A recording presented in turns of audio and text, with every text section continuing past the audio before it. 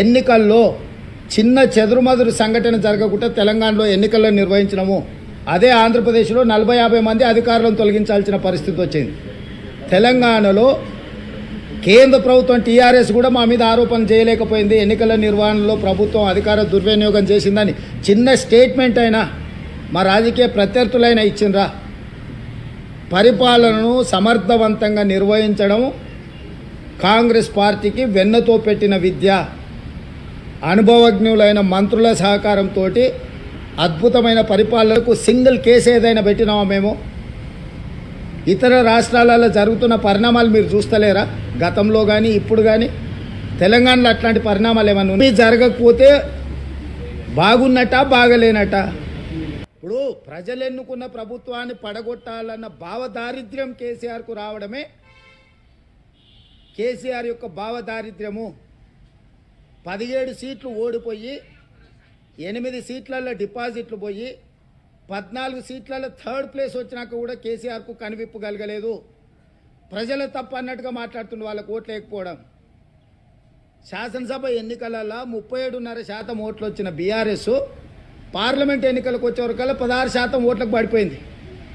కేవలం కాంగ్రెస్ను ఓడించడం కోసం మొత్తం గంపగుత్తగా తీసుకుపోయి బీజేపీకి ఓట్లు వేసారు. సిరిసిల్ల బీజేపీ ఫస్ట్ వస్తుందా కేటీఆర్ కాన్స్టిట్యున్సీలో? సిద్దిపేటలో బీజేపీ బీఆర్ఎస్కు సమానంగా ఓట్లు వస్తాయా కాంగ్రెస్ను దెబ్బతీయడానికి? వాళ్ళ మెదకు వాళ్ళ కంచుకోట అన్నారు కదా, ఆడ కూడా థర్డ్ ప్లేస్ వచ్చిందంటే కేసీఆర్కి ఇప్పటికైనా కనువిప్పు కలగాల్సిన అవసరం ఉందా లేదా? మొన్నటి వరకు గేట్లకు రాని అని ఎమ్మెల్యేలను పిలిచి భోజనాలు పెట్టే కాడికి వచ్చింది. తలుపులు మూసి కాళ్ళు పట్టుకుంటుండో కడుపులో తలకాయ పెడుతుండో నాకైతే తెలియదు, కానీ వాళ్ళు నమ్ముతారా?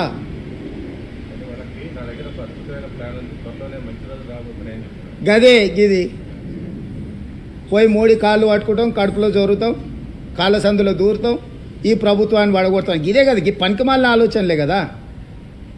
ప్రతిపక్ష నాయకుడికి అసెంబ్లీకి రమ్మంటే రాడు, రాష్ట్ర అవతరణ దినోత్సవాలకు ఆహ్వానిస్తే రాడు.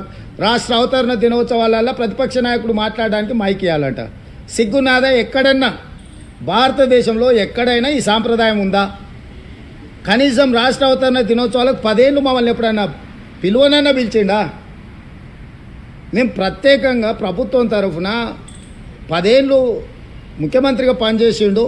ఈరోజు ప్రధాన ప్రతిపక్ష నాయకుడు సముచితమైన గౌరవం ఇద్దామని చెప్పి ప్రభుత్వం నుంచి అధికారికంగా మేము ఆహ్వాన పత్రిక పంపించినాం. ఏ మాత్రం తెలంగాణ ఉద్యమ సోయి కేసీఆర్ గారికి ఉండి ఉంటే వారు అక్కడికి వచ్చి హుందాగా కూర్చొని 10 సంవత్సరాలు పూర్తి చేసుకుంటున్న తెలంగాణ సంబరాలలో పాల్గొని ఉండేవాడు.